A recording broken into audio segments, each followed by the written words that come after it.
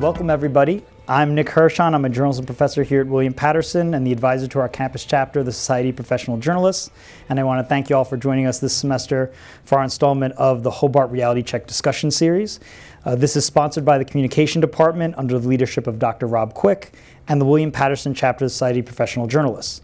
Our goal, as always, will be tonight to hear from professional journalists who can offer insights into how the news business works and some advice for you, our student journalists. So I'm going to begin, as I always do, with some questions of my own for Ariel and Eric, but I want you as the audience to get involved as well. So we invite you to tweet questions tonight using hashtag Hobart Reality Check, as Juliet just mentioned. We'll put those on screen in the second half of the conversation. And thanks to Rod Holliday and everybody in the back for running our tech, and Nadia Starbinsky is curating tweets for us tonight. So thank you guys. And now I'd like to introduce you to our guests. So Ariel Helwani is an award-winning mixed martial arts journalist. He was born in Montreal, and he is a graduate of Syracuse University's S.I. Newhouse School of Public Communications. Ariel has been covering MMA professionally since 2006 for outlets such as MMAfighting.com and Fox Sports, and he is a 7-time winner of MMA Journalist of the Year at the World MMA Awards. He joined ESPN in June to become the co-host of Ariel and the Bad Guy, a weekly MMA program on ESPN+. He is also the host of the ongoing podcast, Ariel Helwani's MMA Show, and a reporter for MMA across ESPN's digital media and television platforms. And we have a second guest with us tonight. Eric Jackman graduated from Baruch College with a degree in advertising and marketing communications in 2009, and he joined Gawker Media's online video department soon after that. From there, he split time as a producer for Ariel Helwani's show, The MMA Hour, under the Vox Media umbrella, and as an executive with the Brooklyn-based public relations agency, Jack Taylor. His editorial experience and thoughtful approach to storytelling led him to ESPN in 2018, where he's producing Ariel Helwani's MMA show. Earlier this year, he transitioned to the social media team, leading strategy for the company's brand new MMA vertical. So please join me in welcoming both Ariel Helwani and Eric Jackman to William Patterson University. Thank you. So, gentlemen, thank you very much for being here. For the intro. Can I make one slight correction? Sure, of course. It's actually 8-time winner. Oh, I'm sorry. I had outdated coffee. There you go. I won't hold you to it, but when you're so accomplished, it's hard to keep up. 18, yes. Well, thank you all. It's really great to be here. We appreciate it very much. Of course. So we're here tonight at the university, obviously, with many journalism students who are hungry to hear from you, and they'd love to reach the heights that you have in your careers. I'm sure they can learn a lot from your experiences. So I'd like to start by asking you about your experiences in college. Ariel at Syracuse, Eric at Baruch. What did you do in college to prepare for a career in journalism, if anything? Were there courses that you took, activities you were involved in, like a student newspaper, radio station, TV station? If you could give us a little bit of that. Sure. So my path to get to this point is an interesting one, because for me it really started when I was in the 9th grade. I grew up in Montreal, and I was sitting in English class at Herzliya High School in Montreal, and we were supposed to be reading a textbook at the time, and I was a big sports fan. I remember reading an issue of Sports Illustrated. It was like inside the textbook, and I was reading Sports Illustrated to try to hide it from my teacher, Mrs. Blitt Hansen, English class. And I remember it was one of those issues where they were counting down like the best schools in America for X, Y, and Z, and there was a little blurb which stated that Syracuse University has produced the best sports broadcasters of all time, Bob Costas and Marv Albert, people like that I looked up to at the time. And so I remember right then and there I said to myself, I'm going to go to Syracuse University. Now, where I grew up in Montreal, it is not the norm to go away for school. Everyone just kind of stays in Montreal, but I really wanted to pursue this. I loved sports, I loved broadcasting, journalism, so I decided that I'm going to go to Syracuse. And when I got to Syracuse in 2001, I quickly realized that everyone wanted to be the same thing. Everyone wanted to be what I wanted to be. They wanted to be baseball, basketball, football, journalist / broadcaster, and I've always been someone who kind of goes against the grain. And I remember telling my parents in 2001 that there's this sport called MMA, mixed martial arts, that I think is going to be popular in around 10 years. And I feel like there's going to be an executive in some office somewhere who says to himself, I know nothing about this sport, but get me the guy. Who's the guy? And I want to position myself as the guy. I want to be the Howard Cosell of MMA. If you don't know, Howard Cosell was one of the voices of boxing in his time. He's an absolute legend. I will never be anywhere as good as he is, but you know, we all strive, right? We all have dreams. And so when I got to Syracuse and I realized that I didn't want to be like everyone else, I went to 2 radio stations. Syracuse has 3 student stations. I went to 2 of them. One of them was a more music-based one, so that wasn't really of interest to me. And another one was a sports-based one. And then there was like a total, you know, kind of Fisher-Price, my first radio station set up in a closet with like no bells and whistles to it whatsoever. The one that it was called WAER, the one that was the main sports station, they broadcast the SU games. That's where Costas and Marval, all those people went. And I noticed that it was a little bit too like stuffy for me, so it wasn't really my scene. So I actually went to the closet radio station and I said I'd like to have a show, and they just said, okay, just sign up here. I picked the time slot. The only one that was available was 9 to 11 a.m. on Saturdays, and I did my own MMA/pro wrestling radio show.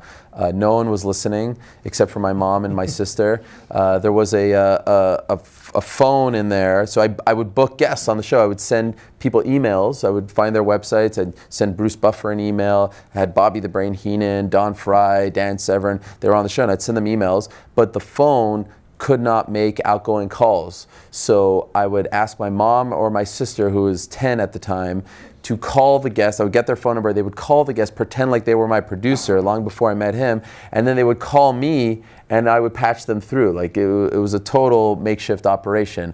But that's kind of what set me up for what I was, what I'm doing now. So to answer your question in terms of like how I used Syracuse, I didn't go down the traditional path of using like the established outlets that they had for us, because a school like that has a ton of different opportunities for people who want to be journalists. I kind of wanted to go in the opposite direction, and I think that was best for me. Right, and it's very interesting how you talk about knowing that maybe MMA was going to have a future and someone would want to hire you. And we're going to obviously talk a lot more about MMA later on, but that's really interesting. But yeah, for you, Eric, how did you get started? Yeah, my path was even less traditional in the sense that I didn't pursue journalism at all in college. As he said, I graduated with an advertising degree. So I really was committed to business. I thought that's where I was going to be. But my first job out of college was an internship with now defunct Gawker Media. That may be a little bit of a dated reference. I don't know if anybody in here is going to know what that is. But that is what actually set me down the path. So in college, I actually had no idea that this was going to be my way forward. But shortly after is when it really started to take shape for me in that internship, and then later, as I'm sure we'll get to, when I connected with Ariel. Great. So yeah, and we'll obviously have questions I'm sure the students are going to ask you about more advice specifically. But let's get into MMA specifically. I want to offer some context here about MMA, mixed martial arts, for some of the students who may not know a lot about it, or some people who we have watching right now on Facebook Live. So for the people who are not familiar, I'm going to show some images on the screen here as I continue. That just kind of gives you a little bit of a description of what MMA is. So for some background, MMA is a contact combat sport that allows striking and grappling, standing and on the ground, using techniques from various combat sports and martial arts. Today it's probably most closely associated with a promotion known as UFC, or Ultimate Fighting Championship, which was founded in 1993 and produces worldwide events with 12 weight divisions. We're seeing some images on the screen right now, including Conor McGregor, John Jones, Ronda Rousey, probably some of the more famous UFC fighters who have become mainstream names after their time. Yep. You know what's crazy? That Conor McGregor photo, if it was their first fight, happened 3 years ago today. Oh, wow. The fight that you just showed. Isn't that weird? Yes, that one. Right. If that's UFC 196, they fought. Oh wait, it says 202. And forget it. Right. We still kind of cool considering anniversary today. And that you knew that off the top of your head. Well, it's been talked about online, but yes, I have a weird memory when it comes to these That's things. great. Well, that's a useful tool. Yeah. So MMA hasn't always been well received in America, and I think you kind of alluded to the fact that obviously when it started out, people were still like wondering what's going to happen. The late Senator John McCain of Arizona referred to it one time as human cockfighting in 1996, and 36 states actually had banned the sport at different times. New York had banned it for nearly 20 years until just in 2016, just a few years ago. So talking about MMA, your interest in it, and sometimes some journalists talk about like forming their own beat and having to like defend why they think that beat is important and worth covering. Can you guys speak to a little bit of that? Yeah, I mean, I always loved combat sports growing up. I was a big boxing fan, wrestling. I remember watching the first UFC. My grandparents had like this, I hope they don't get in trouble for this, but they had one of these like illegal boxes where you can watch pay-per-view. And so I didn't watch it live, but they would replay it over and over again. And I remember being fascinated by it because the first UFC looked nothing like what we see today.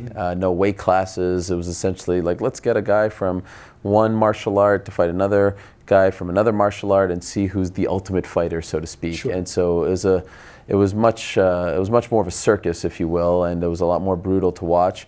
But the pageantry and the showmanship and the entertainment really interested me. So while growing up, I loved basketball. I'm a big Knicks fan. I love baseball, Expos fan, all those things and more. I always sort of rooted for the underdog, and this sport to me felt like the ultimate underdog sport.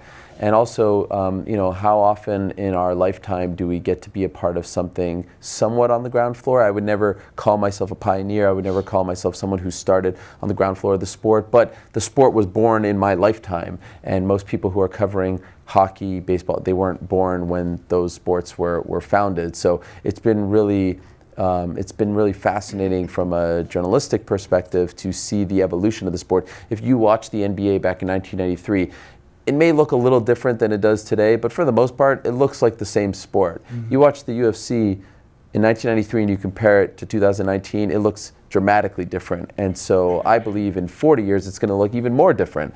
And I think it's a really cool spot to be in as a journalist to see a sport kind of grow up in front of your eyes. Right, and you're playing a large part in it through your coverage for sure. And for you, Eric? Yeah, much like Ariel, I started out as a fan.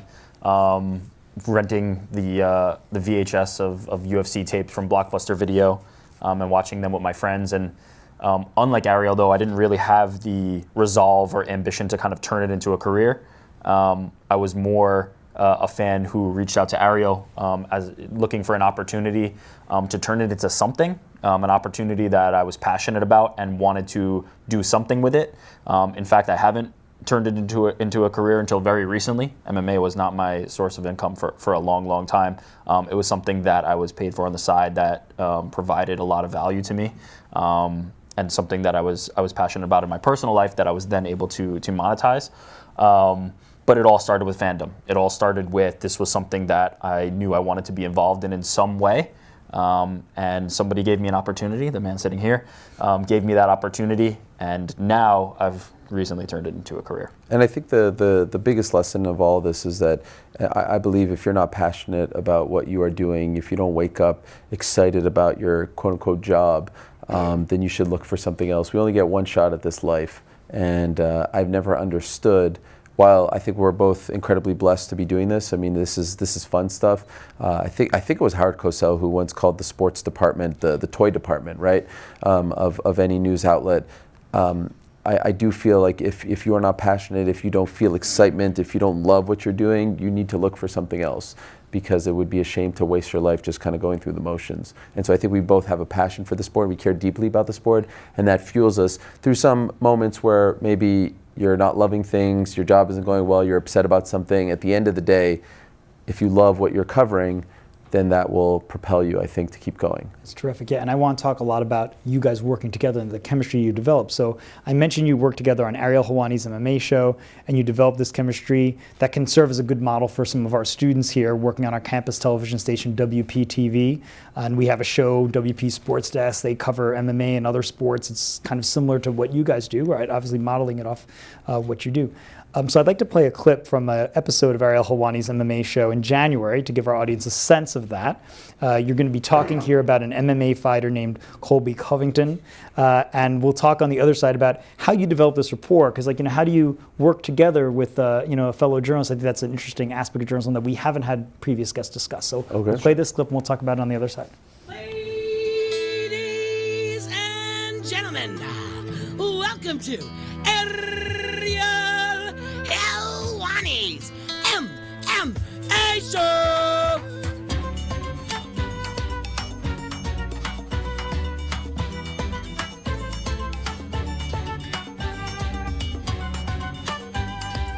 Post-show time on this Monday, January 7, 2019. Boy, did I botch that at the beginning of the show, right? I said 2017. If I would have said 2018, I feel like that would have been acceptable, but for some reason I went 2 years back. Very strange.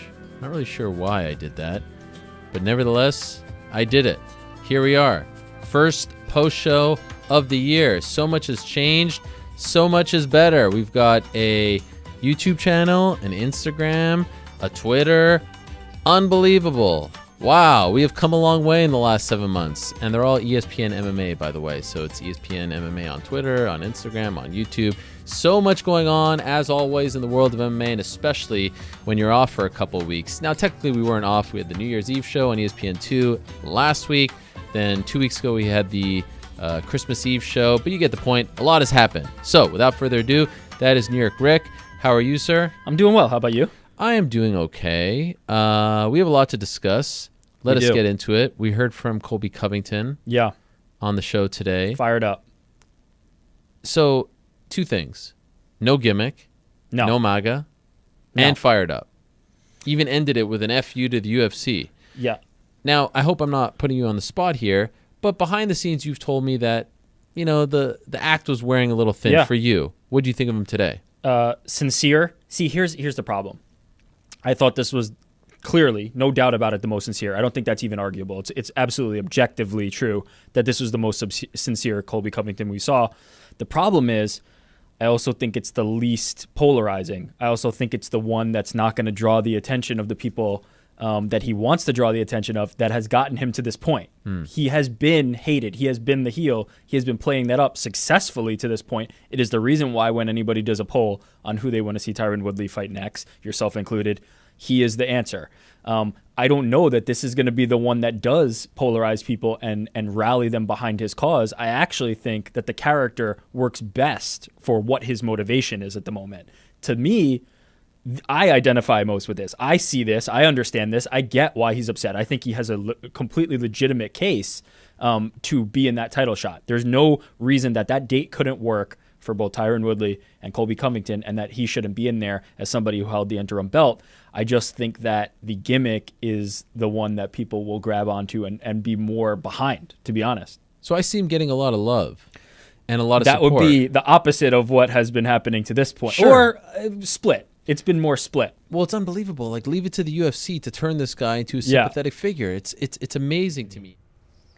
So I like that clip because it showed you guys going back and forth a little bit. So you can just speak to that relationship you develop, and how do you work with a fellow journalist like that? Yeah, well, I think it would be valuable. Hopefully I'm not skipping a question here, but I think the way we met is a great story, and also can be a huge lesson to the students. So let me have Eric tell the story, and then I can talk about that, because it's really like exactly what I get so many emails from people saying, like, what should I do? What should I do? And he did it. So take it away.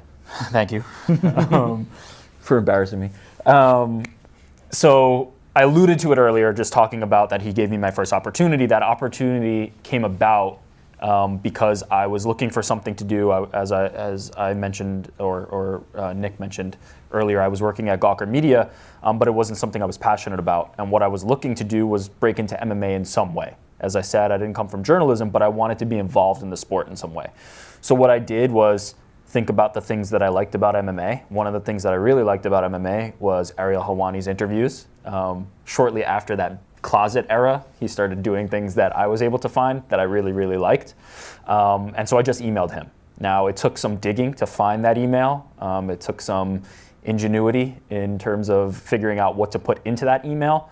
But what I find is that a lot of people aren't willing to press send on that email for one reason or another. They think it's not going to be read. They think it's a waste of time. They're scared for some reason. I felt all those emotions, but I thought the worst that could happen is that he never gets it, or he replies and says, "Sorry, I don't have any opportunities for you." So in that email, which has been read many times to my chagrin, I've read it. He's read it on the air many times. What was in that email was essentially a message to somebody trying to show them that I am also a fan of what they are a fan of, show them that I have an understanding and a knowledge of what they are a fan of, and express that I want to work with them in any capacity possible. I think I mentioned getting coffee. I think I mentioned internship. I think I mentioned a lot of things.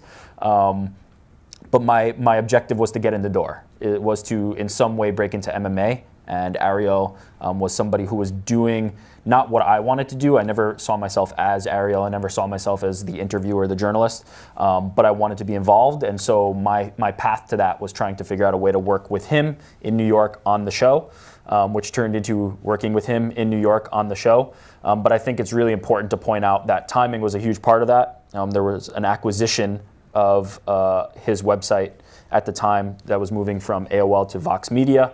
And the timing played such an important part of it, and the timing has played such an important part of everything that has happened in my career, in my life. So I think there's something to be said about, going for it, taking the swing, pressing send on that email, taking the opportunity to meet somebody, getting a little bit outside your comfort zone. But timing is also going to be crucial to that. So putting all your eggs in that basket isn't necessarily what I would advocate, but preparing yourself for those moments and kind of taking a chance when there's an opportunity. Yeah, like you said, timing was huge. You may listen to this and say, I'm going to do that tonight and I'm going to reach out to my favorite journalist. And there's a very good chance they may not reply or just say nothing. He got lucky in that sense. I needed someone exactly like him. I forwarded his email to the bosses and it worked out. And also when he showed up, he was competent. He knew what he was doing. He was willing to do anything. He was professional. He was hardworking. So the stars aligned for him. They're not always going to align that easily, but they never would have aligned for him had he not sent the initial email and said, I'm going to shoot for the stars on this one. So I think that is an incredibly important lesson. And then once we met, his initial role was just to be someone behind the scenes producing. But I've always been someone who likes the interaction. I grew up listening to the Howard Stern show. And so, he always gets everyone involved. In fact, that closet show that I had back in the day at Syracuse, I actually had essentially an Eric, a fake Eric that I would talk to, someone named Lester who did not exist, but I would actually have conversations with him and I would pretend that he was behind the glass and couldn't respond back. But I always liked the idea of playing off of someone. And so he became that guy, and there were many sort of versions of the relationship over the years, but we just kind of, I think we're kind of ego-free and happy to play off each other, and the relationship just kind of worked like any relationship. That's terrific. And great specific advice for what students could do as soon as tonight. So you were talking a little bit about dealing with MMA. I want to ask you about interviews and a lot of the challenges about developing sources among MMA fighters. So you're dealing with really tough people here, right? Men and women, they're the toughest on the planet. Sometimes they don't like how they're being covered, and we've had many journalists come as part of this series and discuss how do you handle hostile sources. For you guys, when you're on TV, it's a little bit more public sometimes when people are expressing their opinions about you. And so I'd like to play another video clip here of Ariel's exchanges with some fighters and get reaction from you guys afterwards about how do you remain so calm and collected? Because it struck me through these clips of, you're not losing your cool. The role of the journalist is to just have this mission and go forward. But so we'll watch a little bit of that and then have you talk on the other side about it. I don't agree with you because you never talk about my name. I was talking about you for 2 years when you were injured. People used to say to me, why do you keep have Khabib on your show? He's not fighting. And I would have you on it again and again. Never sent 2 agreements for the fight. I hope you realized that they didn't do right by you. I don't understand. Because you play game. Because I play the game. I'm the one who played the game. Because you play game. I'm the one who played the game. Okay. You have to stop. Okay. You have to stop. Stay loyal. Are you going to fight the winner of Conor Eddie? Are you going to fight the winner? I want to fight with you. Oh, come on. This is big. This is showing the world that Jews and Muslims can come together as friends, right? Salam alaikum. Peace in the Middle East, right? Ariel Helwani post-fight at UFC 135 alongside Quinton Rampage Jackson, who lost via submission tonight to John Jones. And hold on. Why you had to bring it up the way I lost tonight? You could have just said, fought John Jones. Why you had to just bring it up the way I lost? Well, it is a fact, right? I'm just trying to state the facts in case someone didn't see the pay-per-view. Oh, okay. I'm sorry for rubbing it in. It seemed like you was rubbing it in. Something against me? Do you not like me, Nick? I feel like you instigate fights quite a bit, but that's fights between the fighters. Yeah, I mean maybe that's your job, but where I come from, people like that get slapped. You said all the right things, but I'd have to imagine after all the promotion, the commercials, the world tour, all that, there's a part of you that would be disappointed if it's not Jose. I mean, this is a culmination. You want to beat the king, right? The current king. The current king. You're looking at the current king, Ariel. You're interviewing the current king. Elster, he told us that he saw you yesterday. Why are you standing so far away? How are you? I got scared, man. I'm talking with the lady, and all of a sudden... I'm sorry, I don't mean to butt in. It's a scrum sort of format. You have your way of forcing your... No, that's not very nice. Anyway, you look great. I like the jacket. On your I can hear you. Left. On your left? Ariel Helwani. Oh, the hell you want? Well, congratulations on the win, first and foremost. That means a lot coming from you. Thank you. So just to see, again, I was a reporter for the Daily News. I talk to my students a lot about sources are hostile many times, but it doesn't show up in this way. You almost on TV, you're becoming part of the story, and even if you don't want to. Right. So how do you handle that sort of criticism in live TV? Yeah, I'm happy that you added even if you don't want to, because that was never my intention. I think that if you are going into journalism to try to be a star, then you're going into it for all the wrong reasons. The reason I got into this is because I love the sport, I love being a journalist, I love asking questions, I love finding things out. I'm a very inquisitive person. I don't know if you guys have ever seen the movie Home Alone. It's a classic if you haven't, but there's a scene early on where there's a kid who's like rummaging through the van while everything's going crazy. The family's trying to make their flight, and he's asking the guys who are there to pick up the family, does this car have four-wheel drive? Does it have automatic brakes? Does it have this and that? And they're like, kid, hit the road. My friends used to call me that kid because I would always be the one who would ask a million questions. I just never stopped. Initially, my parents thought that I would be a lawyer because I guess that's what like a good Jewish family wants you to be. But I always wanted to use my inquisitive mind to do this sort of thing. And so I like to ask questions, and the fighters sometimes will get a little annoyed, a little perturbed, but I've never felt unsafe. I've never felt uncomfortable, truly. I have a deep amount of respect for them and for what they're doing, and I think that they can feel that for the most part, and I think that they feel like at the end of the day they may not agree with me or like the question, but they know that I'm being professional. That was one of the big things when I started out. I realized that no one was dressing up for their interviews. A very simple thing. No one was wearing a nice shirt or a suit. No one was holding a microphone with a mic flag. Like just little things to come across as a little more professional. When I was a fan, it was just like a guy holding a camcorder and asking questions. I didn't feel like that was the way the sport should be covered. And I think that if you present yourself in a professional manner, even if you disagree with me, you're still going to act in a professional manner as well. No one has ever swung at me or done anything of that nature. So it's honestly not something that I've thought about. I'm a pretty mild-mannered guy, and I'm there holding a microphone. I mean, there's a camera. What are they going to do, right? So I just try to be me and remain calm in tense situations. And thank God it's always worked itself out. Sure. And for you, Eric, have you had any of those kinds of experiences? I think it'd be ineffectual for me to speak about that. My personal experience, I think better I can give a little perspective from the outside looking in on Ariel in those situations, which is to say, I'll say never. He may disagree, maybe rarely. I never feel like he's being unfair. Ariel is always being fair in his line of questioning. He's always asking a question that is a legitimate question, which goes a long way. If you're actually, practicing what you've learned in journalism and actually applying that and not trying to instigate and not trying to do things that are outside that code, I think you'll be treated fairly in return. And Ariel has always been fair. I would say never, but I'll let him decide. Some will disagree. Additionally, I think one important thing to think about is that these are two people, right? This is a people's business. It's about those interactions between people. In watching those video, you may or may not be, depending on how closely you follow, be surprised to know that some of those people are the ones that he speaks to more regularly now, and it often goes that way. Those interactions are those interactions in the moment. But it's really based on relationships and not necessarily that one question, that one moment. It's about building those things over time, and he's been very successful in doing that. I've also tried to pride myself on having good relationships with everyone. So if I find out that someone is mad at me about something I've said or written, I will call that person. I'm not one to hide, and I'm very easy to find. via social media or email, and I make a point.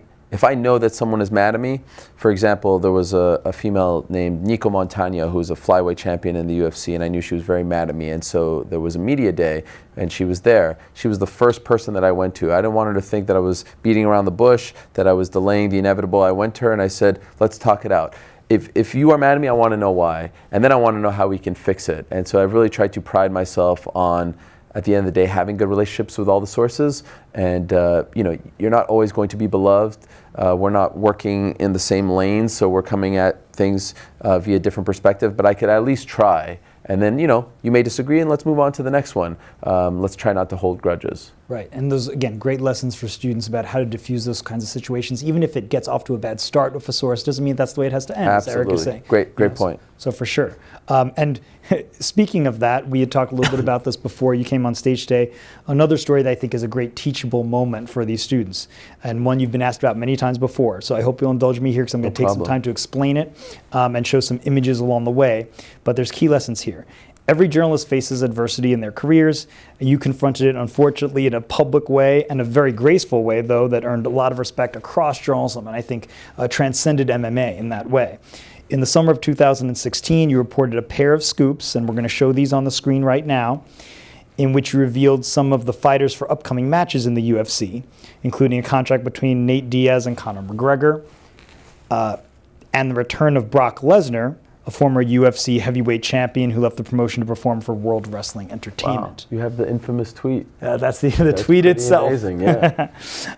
So this was reported a few hours before UFC planned to announce that news on its broadcast of UFC 199. UFC said they were upset that you hadn't called for comment before publishing, and so upset, in fact, that when you were covering that event in California, they had you escorted out of the arena right before the main event. They told you were banned for life from covering all MMA events. And then immediately, a lot of reporters rushed to your defense. So we have some tweets from them, too. We have Chris Mannix from Sports Illustrated was tweeting, every credible UFC reporter should boycott UFC 200 unless the credentials of Ariel Helwani, others are restored. Don't let UFC choose the coverage. We have another one here from Rachel Nichols at ESPN was coming to your defense. Just catching up on this story, those spending your dollars in UFC should be concerned.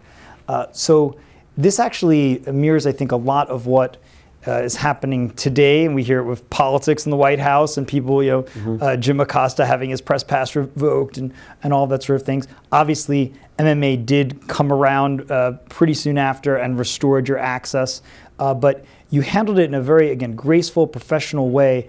I'm just curious, how did that affect you, professionally and personally? Because, again, all of these people out here, they're going to have moments where they face some sort of adversity. It may not be this, but it'll be something. Yeah, so absolutely. How did you handle that? Yeah, it's a crazy story, and it's like those 48 hours, probably the most surreal 48 hours of my life, because as you mentioned, banned from the building.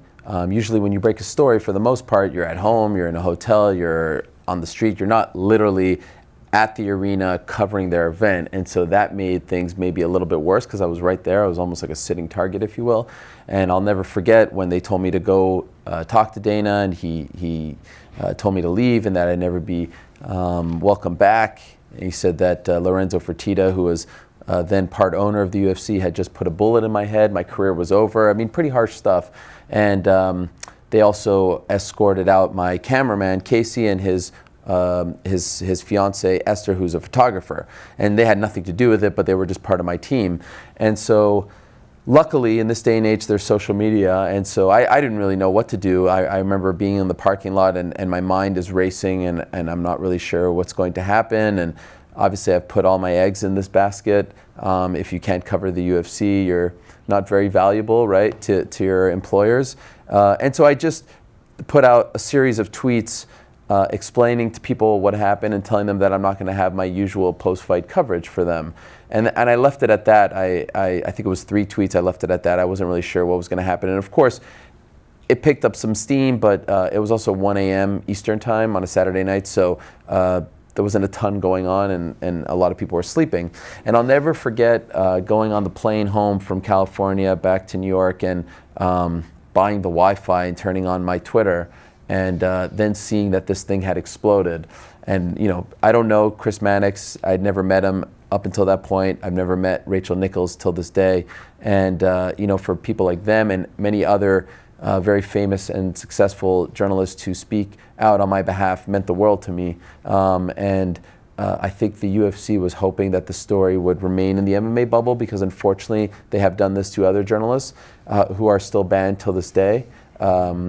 And it's not something that I want to see continue. I got lucky because perhaps I was a little more well known and these people went to bat for me. Again, I got lucky perhaps because I'm living in this Twitter/Instagram age. And so this thing exploded. I went on the air the next day, and I actually had a bunch of guests booked for that show, but I didn't think it was appropriate to do my regular show. And I basically just let the world know what had happened over the last few years. My time at Fox ended on a very sour note, and then what happened on Saturday, that Saturday. And honestly, I'll never forget going home that day and saying to myself, this is my new reality. I felt very good that I had opened the closet, and the world, I've always felt that I need to be as truthful as possible with the audience, and I've always had a really good relationship with the fans, and I've always felt that at the end of the day I work for the fans, and I think that's a very important lesson for journalists. Like, at the end of the day, you work for the people, because if the people aren't reading or watching your stuff, then no one's going to want to hire you. And so perhaps because they saw me from, like I didn't go cover something else and then make my way to MMA. I kind of grew up as a journalist in front of them because of the internet, and they really went to bat for me. And I walked home that day and I thought that was going to be my new reality. And just a few hours later, the COO of the UFC called my bosses and said, how do we fix this? Because unfortunately for them, it turned into a real PR nightmare. And it's only because of the fans and journalists like the ones that you just mentioned. They had my back, they really did. And till this day, I hope that I can serve them in the best way possible, because they saved my career. I would not be here sitting with you. I would not be covering MMA. I certainly wouldn't be working for ESPN if they didn't do what they did for me. So I just felt like I needed to let the world know how I was feeling, and I get made fun of till this day. There's gifs of it, of me shedding tears. I'm a very emotional guy. I have 2 kids. At the time, I was going to have a third. We were 3 months away from my third, and I've poured my heart and soul. That's always been the way I am. I told you have to be passionate, and for it to be taken away from me for something that I felt was not even a problem. It was a very benign issue. It was something that happens in every other sport. Reporter breaks news. It wasn't even like some big story like I had to do a lot of investigating for. Was very hurtful, and I really felt like I needed to pour my heart out there, because I was in a lot of pain. And so I didn't have some sort of concocted plan, like I'm going to go out there. There was no PR strategy. It's just I was who I was, and I think at the end of the day, the fans have always appreciated that about me. I'm not someone playing journalist. I'm just lucky enough to be doing what I'm doing, and I think they can relate to that. Yeah, I was really heartened to see that kind of fraternity of journalists that came around to your sport. And honestly, I'm not someone who pays a lot of attention to MMA, but I found out about you and started learning about MMA because of that incident. Seeing all of my friends on Facebook saying this is a travesty for journalists everywhere, no matter what you're covering. Just the fact that you would be denied access to an event purely because of reporting scoops that reporters do all the time that we're told to do. And for those people, I look up to some of these people, Dan Patrick, Rich Eisen, Dan Le Batard, these are legends, and they're talking about me. As I said, it was absolutely surreal.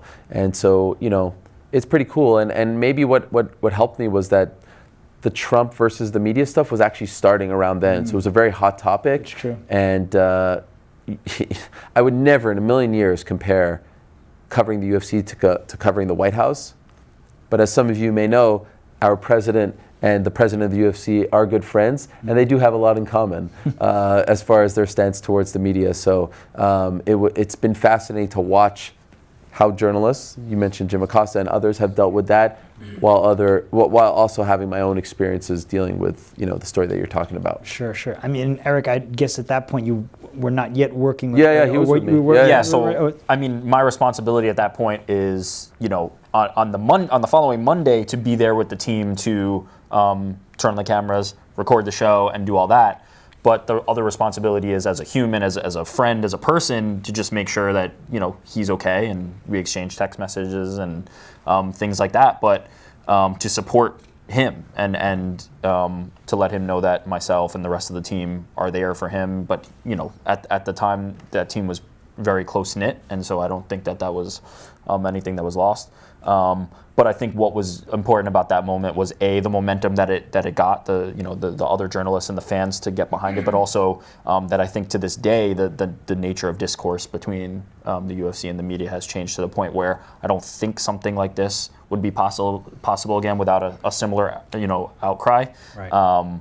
But it's unfortunate that it had to happen that way for that to be the case. Right, but it's probably something that you'll be appearing in journalism textbooks for years. Is like the pioneer of You don't want to be remembered for things like that, but I love doing things like this, by the way, because I was once you guys when I was at Syracuse. I would come to talks like this all the time. Costas came to talk to us, and a bunch of other journalists, and those were my favorite memories of Syracuse because I'm a dreamer and I've always wanted to look at people and say, okay, what do they do and how can I get there, do it better, et cetera, et cetera. So if my story can teach others, I'm more than happy to share it. I'm not ashamed of what happened or anything that I've done in my career. No, that's great, and thank you for, again, your willingness to talk about it so openly with us. And so I have a few more questions I'm going to ask those guys, but remember, you have the ability to ask questions, #Hobart Reality Check. We'll put them up there pretty soon. I just want to keep some things a little bit current. UFC 235 went down Saturday night in Las Vegas. Really current. And the biggest news is probably John Jones retaining the light heavyweight title by beating Anthony Smith. I know there was a big welterweight championship match too. I've seen I thought you said you weren't a fan. But I had to research. I'm a journalist. I've got to do the work. Well so this was all Sunday, me watching your clips.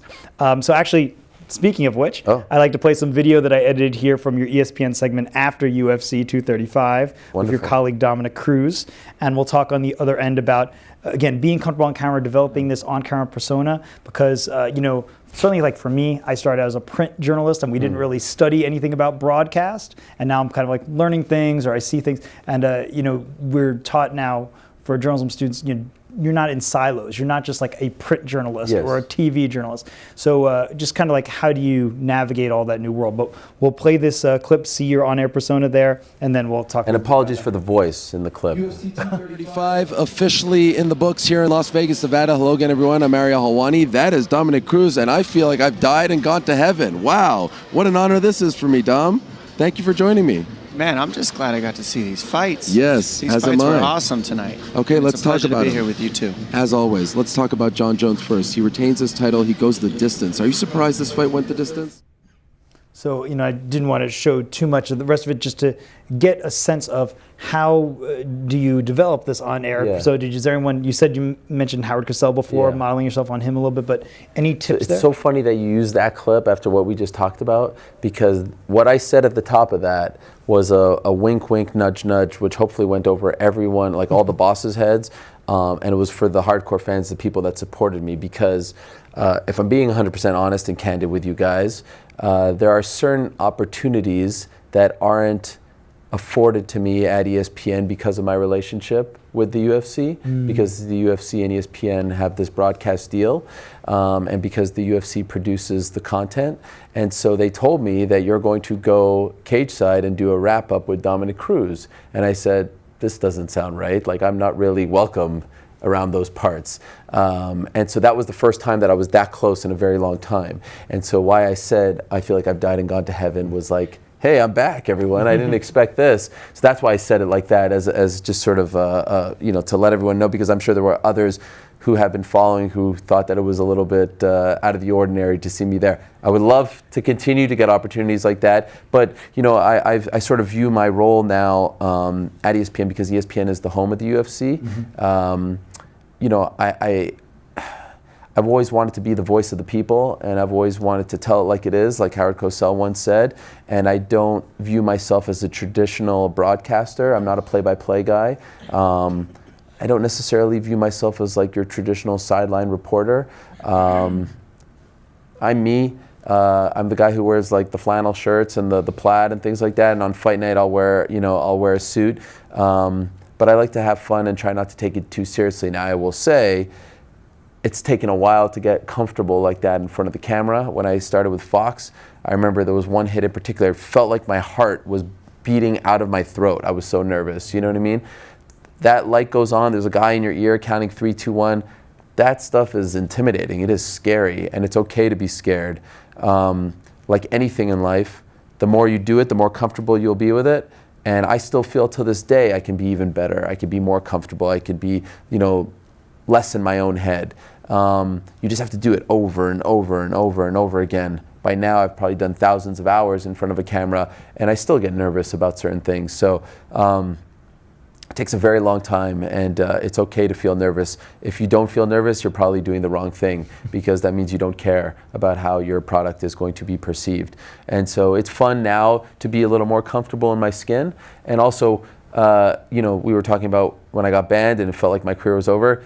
What's the worst that can happen now, right? I've already lost my career and I got it back. So I have this sort of new lease on life to just be myself. And I think that the people appreciate that when you are yourself. Yeah, there's certainly an authenticity when you're watching you. And with the clip of the two of you guys before, yeah, it just seems like two guys talking sports, right? And I think that's what the fans like. Fans really, resonate with. Yeah. For you, Eric, have there been certain adjustments about being on camera? He's come a long way. Wow. Oh, you see some of his clips are horrible back in the day. He's not lying. He mentioned it earlier, but he kind of pulled me into that role because he was looking for somebody to kind of interact with and bounce off of. I started having no experience in that regard. I was doing video at Gawker, but I was on the other side editing video, not in front of the camera. So it took a long time, but that's a very specific thing. It's a very specific engagement, interaction between two people who now have a rapport and have built that over the years. I could not do and do not do what Ariel does in front of the camera in clips like that with Dominic Cruz. But I've done other things, that have prepared me for my role in terms of doing some of that broadcast work, which also prepared me in my PR gig, which is something that I did in addition to the media side of things. I came from having to rely on media and having to pitch media interesting stories, which is another grind altogether, and using that experience and then folding it into social media. So I've lived a lot of lives across the media landscape, being on both sides of the fence, and I feel like that well-roundedness has served me well. But I'm not this guy. He has come a long way, because I think early on he was a little uncomfortable in front of the camera because I kind of thrust him into that position. Now, when I watch him in that clip, I'm actually very proud, because I think, maybe early on he's like overthinking things and things like that. And like I said, the more you do something, you just forget. Right. And that's the best, when you just forget that you're on camera, that you're just talking. It's interesting the way you talk about him. It seems like you have a mentor kind of mentee relationship in this very nice way that's rare in journalism today. I hope it's not rare. I'm a very, I believe in loyalty. I'm big on loyalty, and I'm big on camaraderie and friendship. And, this is a great story. So I left Vox in June to go to ESPN. And it was a great opportunity, and I was a little bit torn up about it, because I kind of felt like I was the captain of the ship at my old job, and I felt like I was leaving a lot of people behind. And I feel like, I felt indebted to them, because they helped me become me. And Vox had decided to continue my show with someone else, and they asked Eric to remain on board. And he said that he didn't want to remain on board. And I found that to be like one of the most impressive things that anyone has ever done, because he was losing out on income. He was not going to be on camera. It was going to end for him. And when he did that, I was always going to plan to fight for him to get in the door. But when he did that, I was blown away, but I also felt like I need to make this happen. I need to bring him along with me. And so I feel that way about other people as well. And because other people have helped me along the way. So I don't view it as mentor, I view it as friends. And I think that, you always have to help each other, because there's going to be a time where I'm going to be in trouble and I'm going to need help from someone else. And so you can't just sit on your island by yourself and be like, I'm good, I'm not going to help anyone. I really get a sense of pride when I can help someone get a job or open a door, make an intro, connection. It honestly makes me, I'm not just saying it, it gets me more excited than something happening for me, because it's just great to see other people happy. People that I care about, that are loyal towards me, I want to be loyal towards them. Yeah, anything you want to add about that? Yeah, just that, however he views it, mentor, not mentor, I've learned a lot of things from him. when it comes to journalism. As I said, my path to this was not that way. So I've relied on him in many, many occasions to, take me along there. But it goes back to what I've said multiple times here, which is that it's a people's business. It's all about your interactions, whether it be with the source, whether it be with your colleagues. Developing these kind of relationships are the things that help propel us forward, continue to deliver the best show, continue to get the fans engaged, and just keep that momentum going. That's terrific. So just one more for you before we're going to go to some Twitter questions here. Some predictions that I want to ask you guys. So again, I did my research here. UFC 236 coming up in Atlanta, April 13th. And Max Holloway, the featherweight champion, is going to be challenging Dustin Poirier for the interim lightweight championship. I know there's also a match for the middleweight strap. Can you give me any of your thoughts about, I'm sure you're going to put this out on Twitter, right? He's the prognosticator, so I'll let him go first. Okay. You'll not get him to make a prediction. Well, I'll explain why. Why. Dustin Poirier versus Max Holloway. Oh, that's an interesting matchup. I'm gonna go, I think Max Holloway is going to be able to get a second belt. He's fighting for an interim title at lightweight. I think he's going to be able to get a second belt and defeat Dustin Poirier. It's a rematch of a fight that happened 7 years ago. I think they've both come a tremendous way in their careers since then, but I do think Max is peaking right now. I think Dustin is not going to be... Dustin won the first matchup, so I don't think it's going to be a repeat of that. So I try to wear many different hats, and sometimes too many. And one lesson that I learned is that fighters are really tough. They're also very sensitive. And when they find out that you picked against them, they get really mad, and then they don't want to talk to you anymore. And so because I have to do a show where there's a lot of guests and I am asking them for their time, I kind of realize that the juice isn't worth the squeeze in terms of making these predictions that benefit me in no way possible. I need their time much more than I need to put out my prediction. So I've just decided, you know what, I'm going to keep my predictions to myself to not piss anyone off. Now I'm okay with, look, if I say something, my opinion on something that happened and they're upset, like that's par for the course. But prediction I don't necessarily view as journalism, so to speak. Right. And so I felt like I'll just keep those to myself so that I don't sever these relationships. We just saw a video of like icy responses. Imagine if he was coming into that same environment and now he predicted that the guy on the other side is going to punch this guy in the face and knock him out. It's probably not going to go well. Sure. It's interesting. I never thought of it that way, but in politics they don't usually ask like political reporters like, okay, you cover Trump. Do you think he's going to win in 2020? Oh, yeah. And yet in sports we see a lot of times guys go on the radio and they say like, okay, Giants are going to win tomorrow night, or how they're just going to do and all this stuff, and they don't really think about that aspect of it. And then you're in the locker room. So personal. Also, it's like one-on-one, right? Because so if you say the Jets are going to beat the Giants, like, maybe Eli Manning is going to be upset. Will he care? Probably not. But these guys, it's like I'm saying, Rampage is going to lose to John Jones, and then I have to face the music and see him, face to face.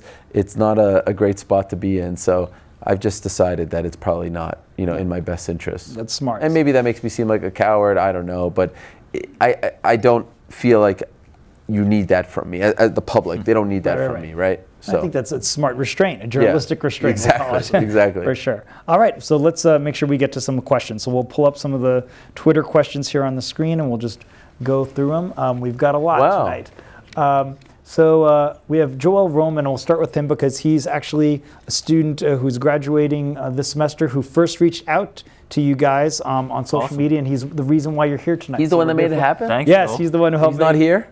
He's not. I don't think he's here tonight. Okay. But thank you, Joel. Yeah, but Joel watching on Facebook Live. How do you manage nerves being on camera doing the pre-show or the post-fight since your start with ESPN? Oh, that's that one. Okay. Yeah. How do you manage? So there's one Chael's Chael Sonnen, who is you mentioned Ariel, the bad guy. He's the bad guy, and I've been covering him for quite a while. And we have also had our ups and downs. And because of my spot right now, where I feel comfortable in my own skin, but because I also have a great relationship with him, like I do with Eric, I don't overthink it. It's really so easy. We don't even talk. We do a show every Wednesday where we have to sort of debate topics. Never speak to him beforehand. Don't say anything about the show. He says something, I say something, he said, and we just kind of play off each other. And it's sort of like my thought process when it comes to interviewing people. I don't write any questions down. I'm certainly well versed. I do my research, but if I went to a dinner party tonight, I'm not going to go there with a sheet of paper and a set list of questions. I want it to always be very casual and very relaxed, so I try to use that mindset when it comes to doing shows, Cruz, Chael, something with Eric. I try to not overthink it. Because at the end of the day, like, this is probably more intimidating than talking into a camera when you think about it, because I can actually see you guys looking at me. A camera is just like a thing, you know. If you really don't think about it, it's like, that's just equipment. Like, I've got a camera in my pocket, right? A phone is a camera. So if you kind of view it like that, it's no big deal. Right. Oh, that's great advice. All right, just want to make sure we try to get as many people here as we can. No, not at all. Our vice president of our chapter, John Fiorino, asked, Ariel, I'm in a similar situation to you where I love a sport, in this case hockey, and I look to cover it in the future. My only worry is eventually I'll lose the part of me that fell in love with it. It looks like he continues it a different tweet there, but any kind of concern there? I know that people sometimes say don't report on what you love, don't interview the athletes that you grew up rooting for, because then you'll find out they're really jerks and all that kind of stuff. So any kind of tips there? I have never subscribed to that theory. I think it's great to go after something that you love. Look, if it doesn't work out, it doesn't work out, but you want to give it a shot. I love the NBA. One day I'd love to report on the NBA. Now, it's important, let's say, you're a big Islanders fan, you get the job of a lifetime to cover the Islanders. It's important then to become as unbiased as possible. Of course. I do believe we are human beings, and it's okay to have emotions. You can't just like throw away all your years of rooting for the Islanders. It's just impossible. But once you accept the job, it's very important to remain as unbiased and impartial, ethical, professional as possible. So I would suggest you love hockey, go for it, because that's what you're most passionate about. That's what you love doing. Why would you want to go to something that you don't love? Has that changed you at all, Eric? Now you're in the industry. Were you worried about like, oh, now I'm going to be meeting these guys and it's going to ruin the mystique of MMA? Not even a little bit. I sent that email all these years ago because I wanted to be in it, and now I'm in it. So I have achieved exactly what I wanted with help from a lot of people and thanks to a lot of people. But I would recommend diving headfirst into what he's after. Right. Yeah, and actually, John, I know, is an Islanders fan like me. Oh, and yeah, so, go for it. That's part of it. Go for it. And he's already been covering some games, so that's really cool stuff. Keep it up. So we have Juliet Ruiz, our secretary of our SBJ chapter, who introduced you before. You mentioned you started off as a fan. How do you maintain that professionalism when meeting someone who you admire? That can be really tough. Yeah, absolutely. It's a very good question. I don't believe in asking for selfies or things like that, asking for autographs. That's a very big no-no.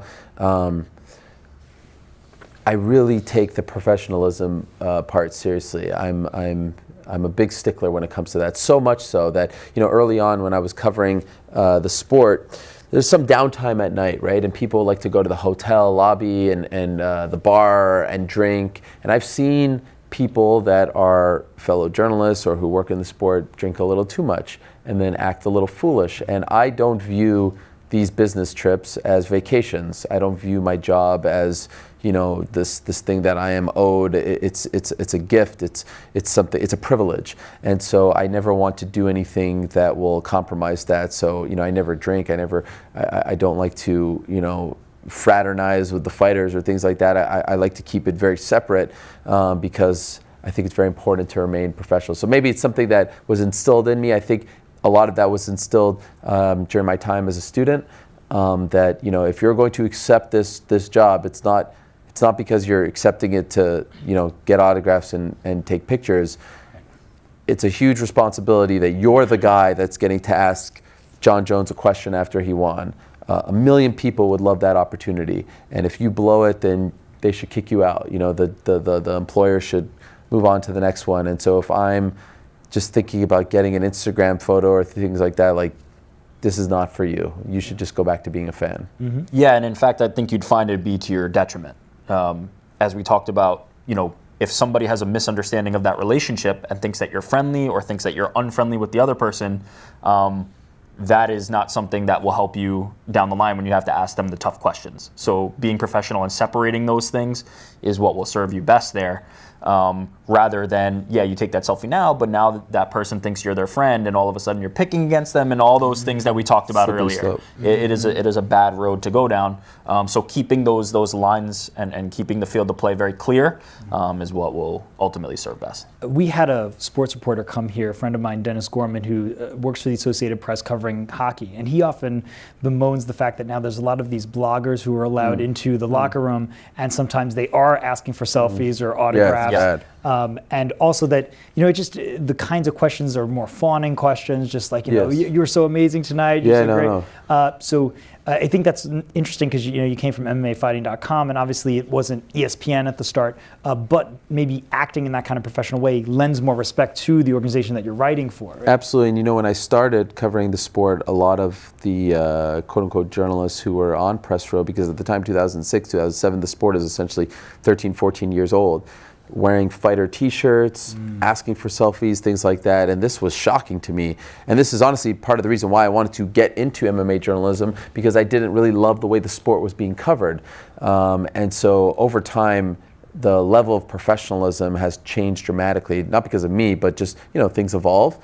I'm very proud of the fact that in 2017, we formed the first MMA Journalist Association, and it's in its embryonic stages at this point, but that was something that I really wanted to be a part of, and I hope that for many years to come, it can, Baseball Writers Association, there's hockey writers, football. I thought it was very important that we had something like that, and most importantly because it can teach the younger generation the do's and don'ts, because I don't expect everyone to know this, but we need to look out for each other, have a fellowship, and teach the younger generation that, especially in this day and age with, Instagram and Twitter and social media, all that stuff, that there's certain things that you should not do when you're covering athletes. That's right. And I found with students sometimes they just don't know unless you're told. Right? So you need to learn that way. So it's great. Well, let's make sure we get some other folks here. Philip Dim asks, how is it working alongside such an expressive personality as Chael Sonnen on a regular basis? I'm sorry if I'm mispronouncing his name. No, you got it. Okay.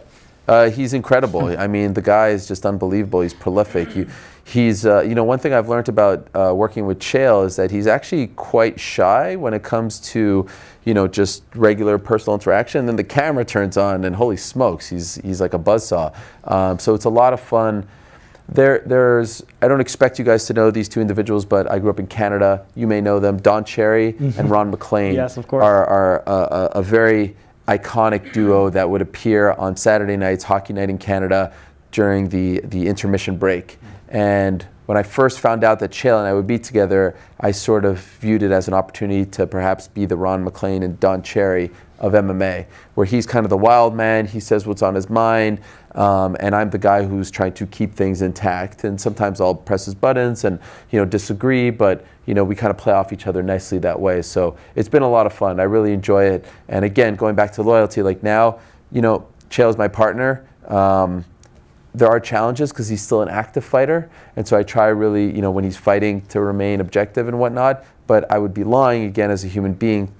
We have a business relationship now. It was sort of an arranged marriage. It wasn't something that I decided to do, but they put us in this position, and now I have his back, and I hope that he has my back as well. And it's really been a great experience. Yeah, terrific. All right, let's see who else we've got here. Richard DeGroat asks, who is someone you'd like to interview that you have not had a chance to sit down with, and why? It could be anyone, he says. Wow. Does one come to mind for you, Eric? In a long time, maybe. There is one that I would like to see, somebody who I'd like to see you interview. Oh, I thought you were going to say for yourself. No, I mean, that's not my role. I would like to see you interview Dana White. Coming up in the near future. That would be nice. So you've actually never had an interview? I have not. I interviewed him a gazillion times up until he banned me, and then I have not talked to him since. I have tried to reach out to Mend the Fence, and nothing. Even though he banned me, and I lost my job as a result, so it feels like it should be the other way. But I digress. I'm trying to move past it all. I would definitely be open to it, and I've extended invitations. for myself, there's someone who, again, I don't know if everyone in this room knows about, but I would highly suggest you reading up about him. There's a man named Walter Cronkite that I very much look up to as a kid. I still look up to him till this day. He was the anchor of the CBS Evening News, and for the longest time, he's no longer with us, but for the longest time, he was known as the most trusted man in America. And he was also known as Uncle Walter. And by that, I think the moniker was paying homage to the fact that everyone just felt comfortable with him reporting the news, and they believed that when he said something, it was the truth. And I don't know if that's the case. That's not the norm these days. I feel like there's a bit of a contentious, maybe like a untrustworthy relationship between the public and the media, right? And so I've always admired him. I've loved his delivery. I love his life story. In fact, my second son is named Walter, in paying homage to him. So if I could have a time machine and speak to someone about his career and his ethics and the way he went about things, I'd probably choose Walter Cronkite. Growing up as a journalist, I always took a special pride that I share a birthday with Walter Cronkite. Oh, wow. November 4th. We were both born on the same day. Wow. So that was kind of October 4th? November 4th. November 4th. Yep. Great. Yeah. That was really cool. Any for you, Eric, of people you'd like to interview someday? Not my lane. I'm not an interviewer, so I'll leave that to him. Okay. We'll see here if there's some others. We'll let maybe Joel get again in here. Eric, as a past host of the MMA Hour, what can you share from that experience for someone who works behind the scenes? It was fun. But much to the same train of thought as the last question, that's not my role. Ariel has never let anybody host before, so I was honored to be able to do it. I stepped into a show, but it was a show that I had produced for a very long time. It was with guests that I was able to book myself. It was a very comfortable circumstance. I've said it many times, I cannot do what this man does, but I was set up for success in that situation. It was a great opportunity. I really enjoyed it. I was honored to do it, but I leave that to the people who do that for a living, like him. Yeah, it was awesome because my wife gave birth to our daughter, and I was going to miss a Monday, and I believe in consistency. Another lesson, you always have to show up for work. A lesson that I've always tried to live by is something that Woody Allen once said, which was 80% of success is just showing up. Just show up. Good things are going to happen if you show up. And it's important to be omnipresent, in my opinion. So as a host of a show and as a consumer of other shows, I get really annoyed when they take a week off here, 2 weeks off there. You are my escape valve, right? And I recognize, and one of the great compliments that I can receive is if someone tells me I've been having a hard day or hard time, I listen to you and it helps me forget about my troubles. And so I feel like I owe it to you to show up.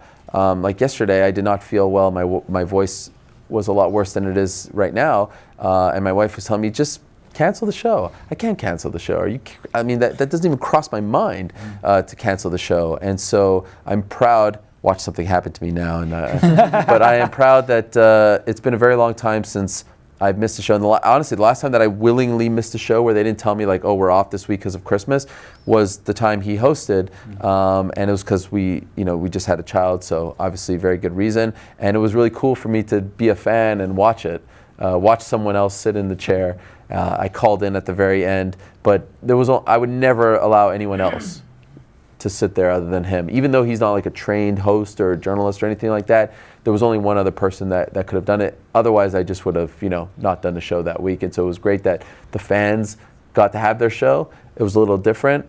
And I think it's one of the more memorable shows because I think a lot of people relate to Eric's story, just reaching out, connection with someone, building yourself up, and perhaps it could be, somewhat of an inspirational story as well for others. So I think to see him finally get in that chair is something that till this day a lot of people bring up to both of us. Yeah, I think one important thing to think about though was I've never been angling for that. I know I have a very clear vision of kind of where my role was and what I wanted to do. Filling in for that was an honor, as I said, but it wasn't my path, and I've said that multiple times already tonight. zoning in and figuring out what the thing that you actually want to do is crucial. If you haven't found that thing yet, I would highly recommend trying to get closer to finding that. You don't necessarily have to know what that thing is right away. After college, I didn't know what that thing was. But start thinking about in 5 years, in 10 years, what is that thing that I want to do, and start building the skill set to get yourself there. Great. All right. And I'm glad you're talking so much about the strong work ethic of journalists. I want to make sure we get a few other folks in here. Your best and worst moment at ESPN, I guess this go to either of you. What was your best and worst?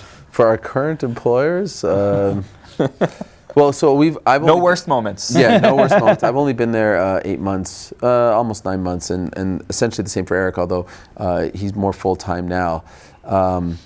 I'll start with my best. I mean, obviously, like, it's still surreal. Even when you're saying it, it's surreal for me to hear ESPN's Ariel Helwani. This is, when I was that kid in the 9th grade, that was the end goal, you know? And I grew up in Montreal where we didn't have ESPN. So when my family would go away on vacation, we would get ESPN in the hotel, and I would sit there and watch SportsCenter on the loop over and over again, right? Like Stuart Scott and Rich Eisen and Dan Patrick, Keith Olbermann. And now I get to like walk on the SportsCenter set, and you know, our logo has the ESPN logo, like my face next to the ESPN. I hope this feeling never goes away, and I'm truly honored to be a part of it, and to see what it's like to finally get to ESPN. And in addition to that, being at ESPN as they finally, you know, dip their toe in not really a toe at this point, it's like 2 feet in the MMA waters, because for the longest time they didn't broadcast MMA. To be a tiny part of that with a great group of people is quite literally a dream come true. I would be lying if I said that early on there weren't some challenges, because I was at MMA fighting and Vox for 9 years, and I was very comfortable, and I had a set way of things, and I knew, you know, we had a great team, and I compare us to like the Golden State Warriors of MMA media. Like, everyone knew their role, we were the best at what we did, and the thing just sung. And it was hard to leave that. And so you're essentially going to a new place and trying to build yourself back up. And not only that, one thing I've mentioned to others in the past is like, if a regular person, you know, if a plumber changes jobs, there are a ton of challenges that come with that. And the same feelings that I had, you know, you're leaving friends, it's a new opportunity, you have to build yourself back up, you have to gain the trust of your employers, things like that. Those are all great challenges, and it's very hard to change jobs. Unfortunately, with what we do, and especially with social media, on the phone that you use to call your mom, you have a bunch of people who are writing you as well. You open Twitter, you open Instagram, and you have a lot of people who say, you screwed up. Why did you leave? It was so great. Why did you have to change things? I hate this, I hate that. So that starts to play with you. You know, I can't stress this enough. Try not to use social media to your advantage, but don't put your heart and soul into it, in the sense that you are going to receive a lot of negative things. You're going to read a lot of negative things, and it will break your heart. It hurts me till this day. I read things that are painful. I mean, again, it's the same phone. There's photos of my kids on this phone, and then I open it, there's an app, and you read things, and you're like, gosh, it's Sunday afternoon. I'm just trying to enjoy my day, and you just told me to die. You know, like, or crazy things like that. It can mess with you. When I was younger, I used to have really thin skin. I was very sensitive, and I'm still sensitive to this day. I'm not a completely changed man, but it has forced me to have a lot thicker skin, and to not put some. I used to read all the comments on YouTube and things like that. You will go crazy. You will absolutely go crazy. And so I think it's just very important to, you know, use those things to your advantage, but also not put too much stock in them, because it will ruin your career, and it can ruin your life. Honestly, social media is a very dangerous thing. It's an incredible thing. Without Twitter, I would not be who I am today. I would not be as popular as I am today. But if I read all the comments and put as much stock into them, I would not be able to forge on. And there's no book on how to deal with it as a young journalist, right? It sounds like that we're starting to teach it. I have a course this semester called Reporting Through Social Media. Oh, wonderful. But that's something that even came up when we were trying to promote your event, and a student was tweeting about it, and someone then responded negatively about it. It sounds like you don't really know what he does, or all of a sudden. So it's part of that discussion. You were reacting a little bit there, Eric, when we were talking about you have memories of some bad situations. Two things that I'll say. One, act responsible on social media, but make sure you use it. Follow ESPN MMA on all your social media accounts, as the guy who works in social media now. But on a serious note, one of the things that I would often tell him, and I feel like is probably one of the roles of a producer in this sense, is to tell him to not be looking at that. He's looking at comments live. He's come away from that a lot more recently. He's looking at interactions on social media live. That's probably not ideal. That's probably not best for the product. He is a perfectionist. He is somebody who expects a certain high level of himself. So when that criticism comes in, you can expect him to hit him right in the heart. But I don't want him looking at that while we're doing a broadcast. Yeah, I used to sit there like my show, 3-4 hours, and my Twitter is open and I'm reading it in real time, and it would affect me. And one of the good things about changing jobs is, like I said, okay, I'm going to stop doing that. You know, fresh start, and I feel so much better. You can't like imagine Walter Cronkite was reading Twitter in the middle of his broadcast. I mean, it's absurd to do that sort of thing, and so I've tried to stop doing that. Yeah. Real quickly, best moment was on December 31st of this year. This guy hosted a live show counting down the new year. And ended at midnight, kicking off the UFC on ESPN relationship. The start of now episodic television on ESPN2. I was really proud of that. He made a 45-second cameo. Less. They told him like he'd be in the last segment, but I think we went a little long. So this is our first time on TV. The show like finally grew up, and I saw him in the back like waiting for like at least 30 minutes, waiting for, you know, like the coach is going to call your number. He got his number called with 45 seconds, but at least he made it. You know, he made it on TV. That's so great. It felt like, you know, the little train that could finally, finally reach the station that we always dreamed about. Like our show is on ESPN2. That's absurd. Right. How did this happen? Yeah, it's very nice that both of you still have that kind of like wonderment, because it leads to gratitude, right? So, Absolutely. you know, for all of that, there's a lot of negative things that both of you have faced, challenges, and you know you've done so well. But to still have that, you know, we're at ESPN, we're in Bristol, man. You know, That's like wild. it's really If cool. it ended tomorrow, I'd be like, all right, it was cool, we made it. You know, like I don't want it to end, but it's still kind of feels like a bit of a dream. Yeah. To be honest. Terrific. All right. Sorry, I just want to make sure we get to a few No more problem. here. Philip says, getting a 3-hour MMA special to close out 2018 New Year's Eve is a huge way to promote the sport. How did the special come about and your reaction when you heard they got that slot? I guess you talked a little bit about Yeah, I that. pitched it. I pitched the idea. I said, hey, December 31st is a Monday. I do my show on a Monday. We're about to start this new era with the UFC. What if we do an award show counting down to the new year while also looking back at the year that was? And shockingly, they said yes. I guess, you know, December 31st isn't like the best night for TV. You know, a lot of people aren't staying at home. So maybe they had some real estate to share, and I was very happy to take that real estate. Yeah, terrific. Let's see. How do you get over the hurdle of having a crippled relationship with British Pro Sport? Will you kind of discuss that? Do you look back at the decision to break Brock Lesnar's return? Are you satisfied with it? It sounds like we've kind of covered that you Yeah, some people have asked me in the past, like, do you regret reporting that? Absolutely not. Why would I regret it? I mean, I didn't do anything wrong. I didn't do anything unethical. I didn't break any rules. I was just doing my job. And actually, one thing that I said to Dana when he was escorting me out of the building was, you know, what's the difference in what I just did and what Adam Schefter does every day, or Adrian Wojnarowski? I mean, it's literally the exact same thing. And I kind of felt funny afterwards that I was turned into some sort of martyr for journalism for that story, because it was a very small, like, it's a transaction, right? Like, Kristaps Porzingis has been traded to the Mavericks. Like, the Knicks aren't banning that journalist that broke that story. It's nothing story. Like, if I did some big expose on their dirty deals and stuff like that, that's a whole different story. Perhaps they could be mad about something like that.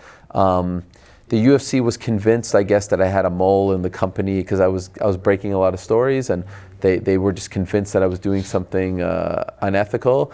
Till this day, I mean, a hand on my heart, or is it there? Is it there? Left, right, left. On my kid's life, I will say I had no mole. I did what a good old journalist will do. Multiple sources. You always have to have at least two. Confirming it, felt good, reported it, and so I don't regret anything. Great. I will say I regret that the relationship is where it is today. I mean, that's a bummer in its own right, but I don't regret what led to that, if that makes sense. Right, of course. No. We'll end on a positive one here. Favorite MMA event or interview you've ever conducted, and for both of you can chime in on that. Sure. Also, it's hard to pick just one favorite MMA event. Obviously, being in Dublin for Conor's first fight as a UFC fighter against Diego Brandao, July 2014, was magical. It was a very cool scene. Getting to cover any event in Montreal, my hometown, so UFC 124 or 58 is very special for me.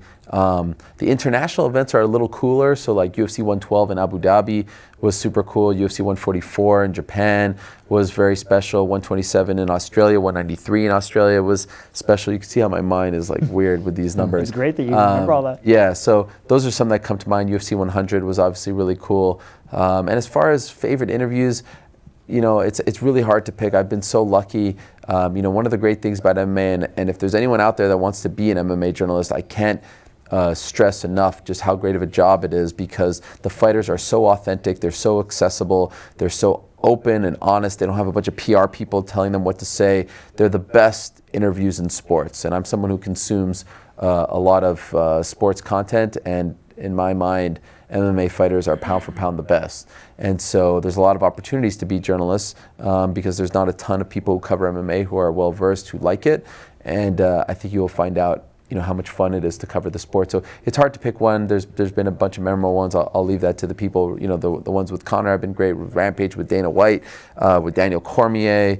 I mean, there's just been a bunch. But Chris Weidman, it's just been. It's such a pleasure talking to these individuals because they're so open, honest, authentic, entertaining. It's never dull, and that's why the show that I do every Monday is 3 hours, and it's very interview based.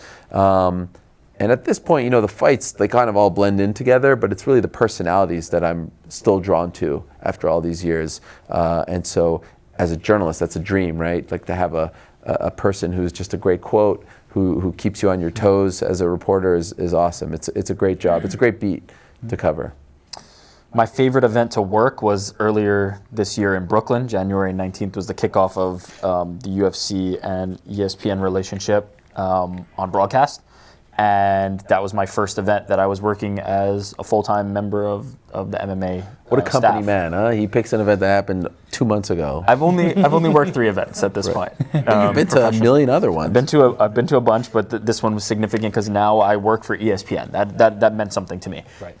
And there is one interview in particular that means a lot to me. It is an interview that Ariel conducted with a man named Marcus Brimage. I believe it was UFC on Fuel something or other. No, it was I believe it was the Tough 10 finale. There you go.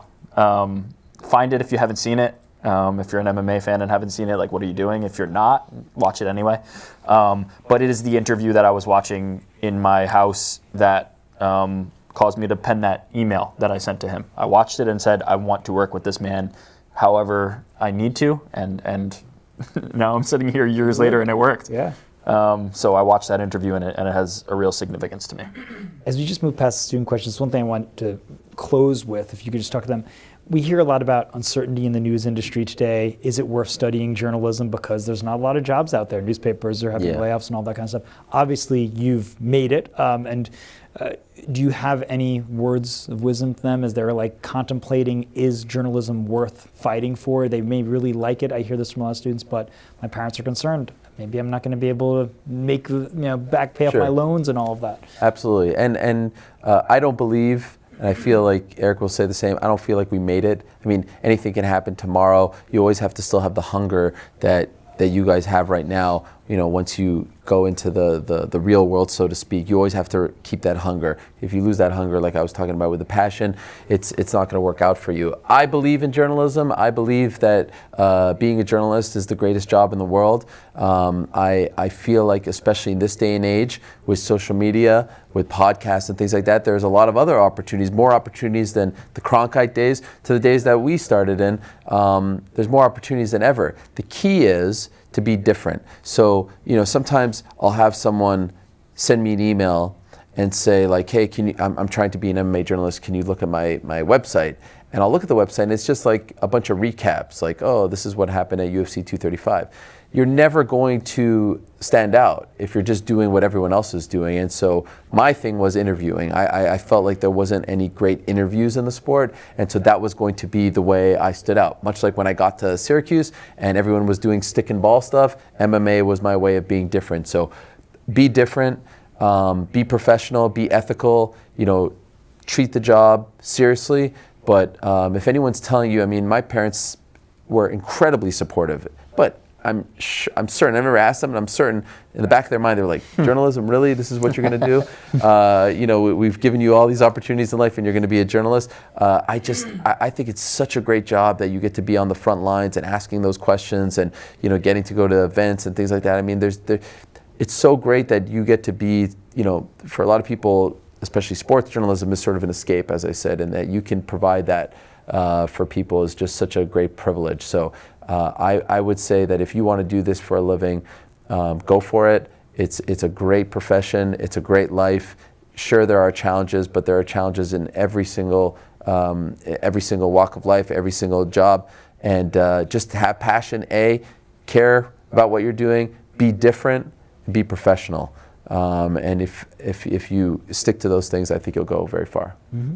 Yeah, my advice is going to be not in any way better than Ariel's. He gave you exactly what you need to know.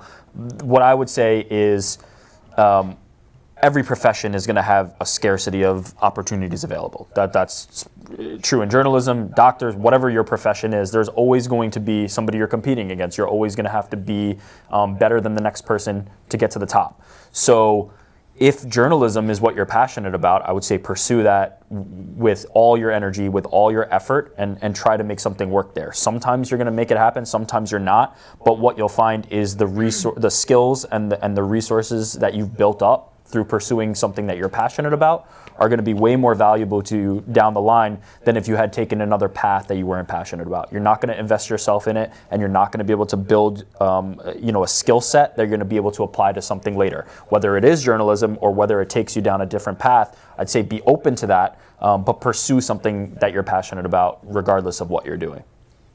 Well, as we wrap up, thank you, gentlemen, so much for coming out here tonight. Thank you for having us. Well, you're paying it forward to these students who I know are inspired by you. They've been talking about how excited they were to have both of you come here. They see you on TV all the time. So really, we know you're very busy. No problem. Thank you so much for coming out here. here. My Can we give pleasure. them a round of applause for coming out here tonight? Thank you.